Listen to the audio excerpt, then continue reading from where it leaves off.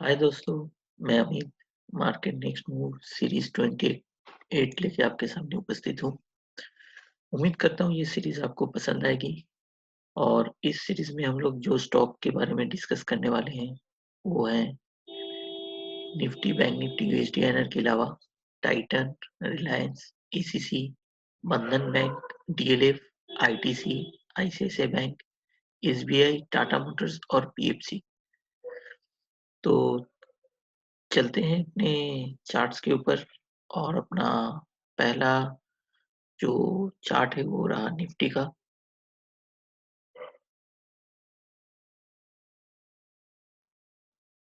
देखिए, जैसे कि आप देख रहे हैं, निफ्टी का चार्ट आपके सामने उपस्थित है। ये चार्ट को मैं थोड़ा बड़ा कर लेता हूँ। देखिए, आपको यहाँ पे 2 या 3 लाइन देखने को नज़र आ रही होंगी। एक लाइन, ये ब्लैक वाली लाइन है जिसका जो रेजिस्टेंस है वो लगभग है 13,344 के आसपास, और निफ्टी का जो नेक्स्ट रेजिस्टेंस बनेगा मेरे हिसाब से वो होगा 13,627, और फाइनल रेजिस्टेंस आप मान के चलो 13,775 का, जो उसका 127% फ्यूओ लेवल है। यहाँ तक निफ्टी बहुत कंफर्टेबली जाना चाहिए। हर्डल एक ही है, 342, 342 के बाद है 600।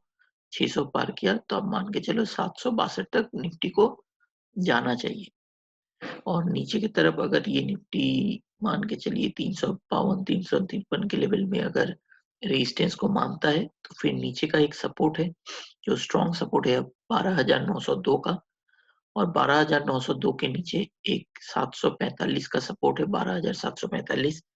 और कोई कारण से अगर ये दो लेवल टूटता है तो हम लोग निफ्टी को 12,452 तक आता हुआ देखते हैं, और अगर वो सपोर्ट भी टूटे तो फाइनल निफ्टी का जो सपोर्ट है वो 12,075 के आसपास है।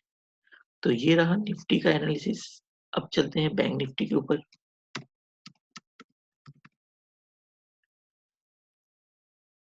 देखिए, बैंक निफ्टी, मैं इस चार्ट को थोड़ा सा छोटा करता हूँ। देखिए, बैंक निफ्टी ऑलरेडी अपना जो साइफर के हिसाब से 88% का जो लेवल है वो है 30,661 का।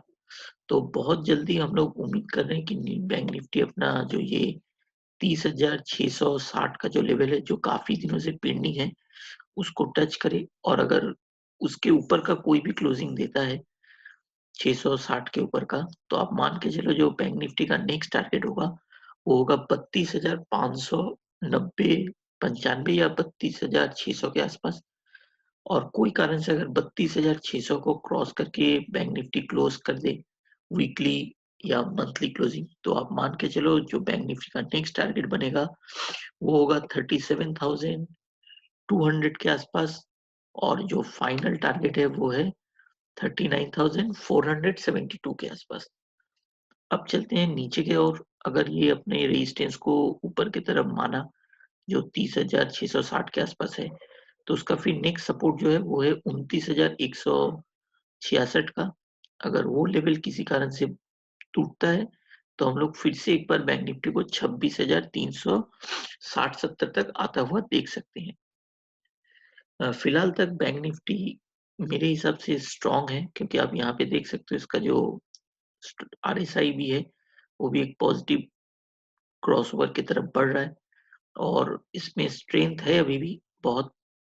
और मुझे जो लग रहा है कि ये काफी जल्दी हम लोग बैंक निफ्टी को 32,700 के आसपास हम लोग देखेंगे। मे बी इस मंथ में या नेक्स्ट जो कमिंग वीक्स है उसके अंदर हम लोग को बैंक निफ्टी 32,600, 32,700 के आसपास आना चाहिए। अगर वो पहला उसका जो रेजिस्टेंस है 30,600 को अगर पार कर ले तो। अब चलते हैं अपने यूएसडी आईएनआर के ऊपर।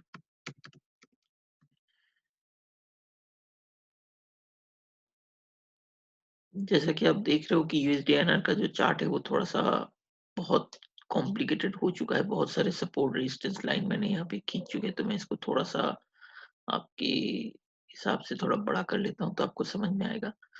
आप लेवल सब नोट डाउन कर लो। जो लास्ट आप 2 दिन या 3 दिन पहले आप देखोगे कि यूएसडी आईएनआर ने एक अच्छा खासा सपोर्ट लिया था, वो है स्पॉट के हिसाब से 73.42 का। वहीं से उसने बाउंस बैक किया और वो जो बाउंस बैक था वो 73.96 तक सस्टेन करके फिर से थोड़ा-सा नीचे आया है।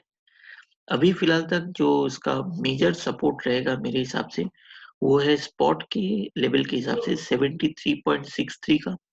अगर इसके नीचे यूएसडी आईएनआर नहीं आता है, तो आप मान के चलो कि इसका जो पहला रेजिस्टेंस होगा वो होगा 7412 का और उसके बाद का जो इसका फाइनल रेजिस्टेंस है वो है 74.50। अगर कोई कारण से आप ये भी एक व्यू ले लेते हैं कि अगर 74.91 के ऊपर का क्लोजिंग लगता है यूएसडी आईएनआर में, तो ये आप मान के चलो कि इसका जो एक नेक्स्ट ऊपर के लेवल का जो घर है वो खुल जाएगा और उसका जो फाइनल मेरा टारगेट रहेगा वो रहेगा 76.52 का। जी हाँ, काफ़ी बहुत ऊपर का टारगेट है और नीचे में इसका अगर आप देखते हो तो इसका जो बहुत एक स्ट्रॉन्ग सपोर्ट रहेगा मेरे हिसाब से वो रहेगा 73 का और अगर कोई कारण से वो 73 को तोड़े तो आप एक बार फिर से इसको 72.12 तक आता हुआ नज़र आ रहा है मुझे। वो सपोर्ट बहुत स्ट्रॉन्ग सपोर्ट होगा उस एरिया में, मतलब इस एरिया का बात मैं कर रहा हूँ। यहाँ पे हम लोग को ज़रूर से बाय करना चाहिए यूएसडी आईएनआर और फिलहाल जो भी लेवल अपडेट होता रहेगा मैं आप लोगों को अपडेट करता रहूँगा। तो चलते हैं अपने पहले काउंटर टाइटन के ऊपर।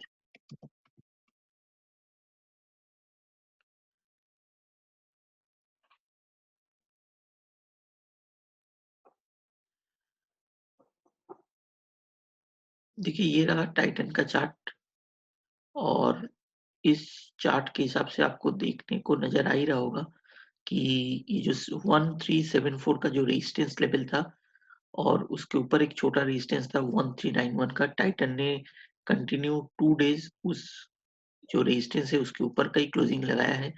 तब ये बहुत स्ट्रॉन्ग हो चुका है एज़ पर ब्रेकआउट और जो ऐसे कि मैंने अपने लास्ट वीडियो में भी आपसे डिस्कस किया था कि टाइटन का अब जो नेक्स्ट टारगेट बनेगा वो है, पहला आप नोट डाउन कर लो 1508 का, उसके बाद का जो टारगेट है वो रहेगा 1600 का और फाइनल टारगेट है 1726 का। उसका अब जो स्टॉप लॉस रहेगा वो रहेगा 1390 के आसपास। तो आप 1390 के स्टॉप लॉस में आप टाइटन में ज़रूर बाइंग पोज़ीशन बना सकते हो। इसमें आपको अच्छा खासा रिस्क टू रिवर्ट देखने को नज़र आ रहा है। तो और कोई भी कारण से अगर टाइटन अपने 1390 को जो उसका सपोर्ट है वो तोड़ दे, तो फिर से आप एक बार टाइटन को 1240, 1250 तक मैक्सिमम डाउन साइड में आ सकता है। अगर वो लेवल आपको मिले तो आप वहाँ से फिर से बाय इनिशिएट कर सकते हो with a small stop loss of 1200। तो आपका पहला टारगेट होगा सेम 1380-90 के आसपास और अगर वो क्रॉस कर गया तो फिर से वही सेम 1500, फिर 1600 और फाइनल टारगेट 1726 का। तो ये रहा टाइटन का एनालिसिस। अब चलते हैं रिलायंस के ऊपर। जैसे कि आप देख रहे हो रिलायंस इंडस्ट्रीज काफी दिनों से कंसोलिडेट कर रहा है और अब वो अपने एकदम एक मेजर ट्रेंड लाइन सपोर्ट के आसपास खड़ा है जो है 1940 के आसपास। तो अगर ये कोई कारण से 1940 या 1930 के नीचे ट्रेड करता हुआ नजर आए आपको नेक्स्ट वीक, तो वो फिर से एक बार थोड़ा-सा नीचे जा सकता है। उसका जो पहला टारगेट होगा वो होगा 1841 का और कोई कारण से अगर वो लेवल टूटता है, तो आप मान के चलो 1710 में उसका एक फाइनल मेजर सपोर्ट है।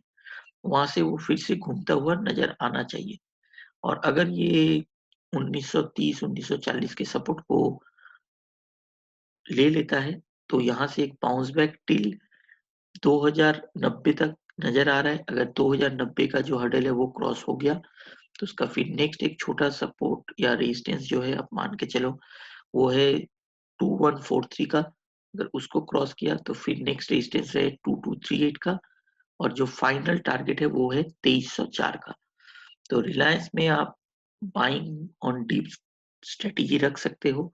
उम्मीद है कि ये सपोर्ट अगर एक दिन के लिए अगर टूटता भी है, तो बहुत जल्दी ये हो सकता है इस सपोर्ट के ऊपर फिर से आ जाए और अगर आपको 1800, 1820, 1850 के आसपास रिलायंस ट्रेड करता हुआ नजर है, तो वहां पे आप जरूर बाय कीजिए विद स्टॉप लॉस ऑफ 1715। तो आपका ऊपर का जो टारगेट होगा वो 2300 का फाइनल टारगेट होगा। अब चलते हैं बाटा के ऊपर।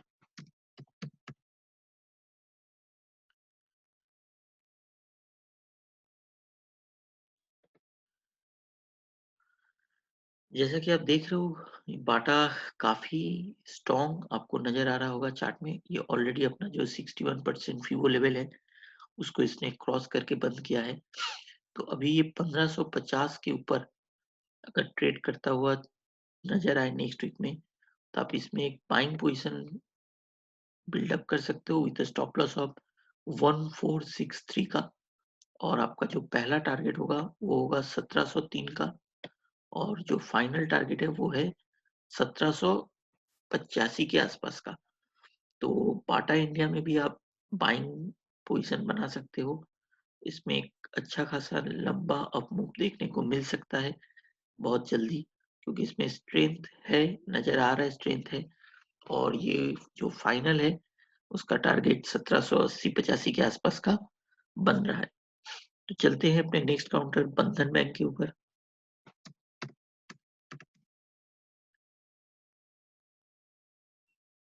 जैसा कि आप देख रहे हो, बंधन का जो मैंने लास्ट सीरीज में भी आप लोगों को कहा था कि बंधन बैंक 400 के आसपास एक अच्छा खासा रेजिस्टेंस है।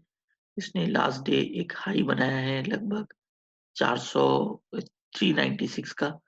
तो नेक्स्ट वीक उम्मीद करते हैं कि ये अगर 405 के ऊपर का कोई भी क्लोजिंग दे दे, तो आप इसमें फिर से फर्दर बाइंग में जा सकते हो विद स्टॉप लॉस ऑफ, बहुत स्मॉल स्टॉप लॉस होगा 380 का। और आपका जो पहला टारगेट होगा वो होगा 460। अगर 460 को ये क्रॉस करे तो फिर इसका फाइनल जो टारगेट है वो है 543 का। और उम्मीद करता हूँ कि जो बंधन है वो अगर अपने 402 या 405 के ऊपर का अगर क्लोजिंग नहीं लगा पाए, तो फिर से उसमें एक करेक्शन देखने को मिल सकता है। और वो करेक्शन इसको फिर से एक बार 330 340 के लेवल तक हो सकता है लेके आए। बट उम्मीद करता हूँ कि इसमें जो स्ट्रेंथ है वो अपने 405 का ऊपर का अगर क्लोजिंग दे दे, तो आप इसमें फिर से डेफिनेटली बाइंग पोजीशन में जा सकते हो।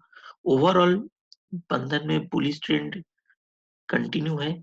और इसका जो फाइनल टारगेट है लॉन्ग टर्म बेसिस पे, आप इसका 550 का टारगेट मान के चलो।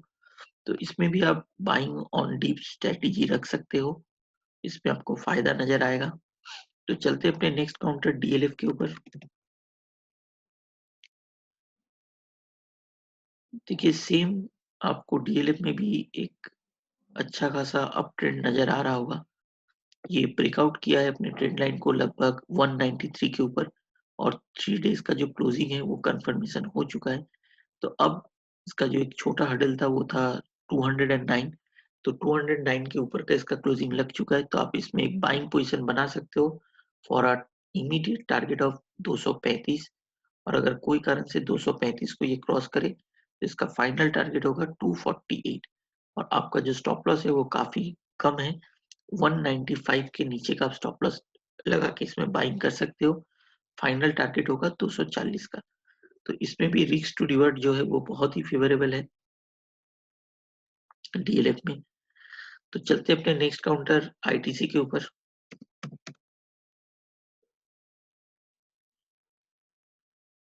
देखिए आईटीसी में भी एक अप मूव देखने को मिला है काफी दिनों के बाद। इसका जो लो था वो था 164 का। वहां से उसने कंटिन्यू बाउंस बैक किया है। अभी इसका जो पहला हर्डल है वो है 208 का। सॉरी, अगर ये 208 के ऊपर का क्लोजिंग दे, तो आपका इसका जो नेक्स्ट टारगेट बनेगा वो होगा 250। और 250 को क्रॉस करने के बाद 272। और फाइनल मेरा जो टारगेट है वो है 291 का। इसमें थोड़ा सा टाइम लग सकता है। और ये 208 के ऊपर का क्लोजिंग करे तो ये सब टारगेट बहुत जल्द अचीव होने वाला है। तो 208 को बहुत ही क्लोज वॉच रखिए। अगर 208 के ऊपर का आईटीसी में क्लोजिंग लगे, वीकली हो, मंथली हो, डेली हो, तो आप उसमें बाइंग पोजीशन फिर से बना सकते हो।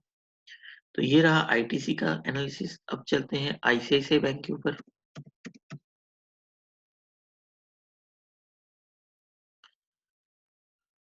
देखिए आईसीआईसीआई बैंक ने भी अपना जो ये आप रेड कलर की जो ट्रेंड लाइन देख रहे हो, उसको ऑलरेडी ब्रेक करके की को सपोर्ट मान के फिर से वो फर्दर अप मूव की तरफ जा रहा है। तो इसके अंदर इसका जो पहला हर्डल है, वो है मेरे हिसाब से 538 का। अगर ये 538 के ऊपर का क्लोजिंग देता है, तो उसका जो आप ये 3 ब्लू लाइन जो देख रहे हो, उसके बाद उसका जो टारगेट होगा वो होगा 592 और फाइनल टारगेट होगा 651 का। तो उम्मीद करता हूँ कि आईसीआईसीआई में भी एक अच्छा खासा अप मूव देखने को मिल सकता है कमिंग डेज में। और इसका जो स्टॉप लॉस होगा आपका लॉन्ग का, वो बहुत ही favourable risk to reward ratio है, वो है 470 के स्टॉप लॉस में आप इसमें बाइंग पोजीशन कर सकते हो। आपका पहला टारगेट होगा 536, सेकंड 592 और फाइनल 650 के आसपास का। तो ये रहा आईसीआईसीआई बैंक का एनालिसिस। अब चलते हैं एसबीआई के ऊपर। देखिए एसबीआई में ऑलरेडी आप जैसा देख रहे हो कि इसने जो अपना जो हर्डल था, वो हर्डल के ऊपर इसने क्लोजिंग दे दिया है। वो है 362 का, सॉरी 262 का। तो 262 के ऊपर इसने क्लोजिंग लगा दिया है। तो अब इसमें उम्मीद कर सकते हैं इसका नेक्स्ट जो टारगेट होगा वो होगा 292 का और फाइनल टारगेट होगा 309 का। और आप अगर इसमें बाइंग करते हो तो आपका स्टॉप लॉस थोड़ा-सा नीचे में आप लगा सकते हो 252 के आसपास। तो इसमें भी आपका रिस्क टू रिवॉर्ड फेवरेबल रहेगा बहुत ही। ₹10 के स्टॉप लॉस में आपको लगभग 30 से ₹40 ऊपर अप मूव देखने को मिल सकता है। एसबीआई ऑलरेडी ब्रेकआउट में है काफ़ी दिनों से।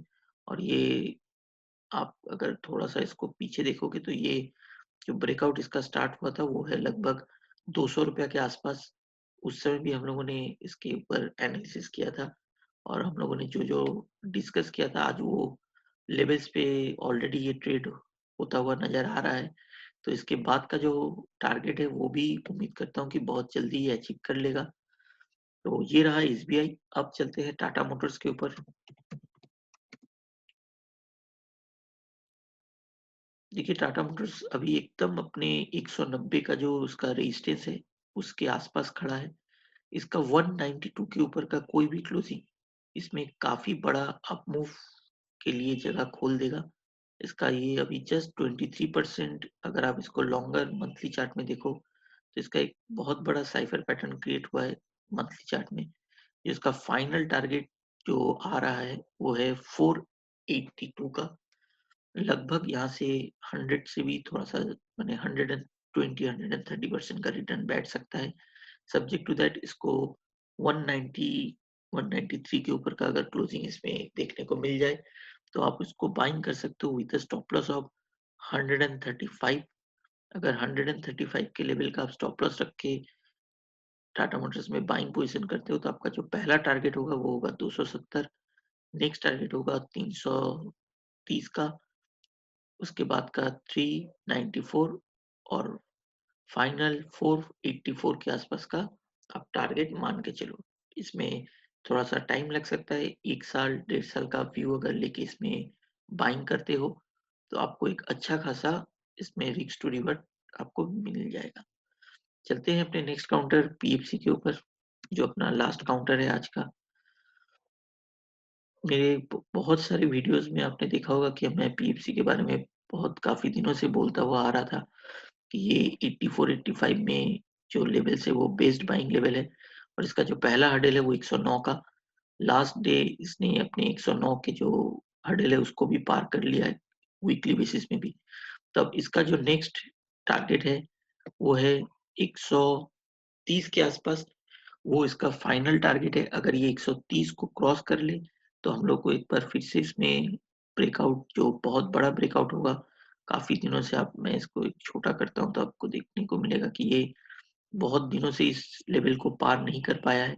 आप देखो लगभग 2017-2018 का ये एक लेवल है जो ऑलरेडी मेंटेन्ड है। उसको इसने एक बार यहाँ पे वो है 2017 में क्रॉस करने का कोशिश किया था।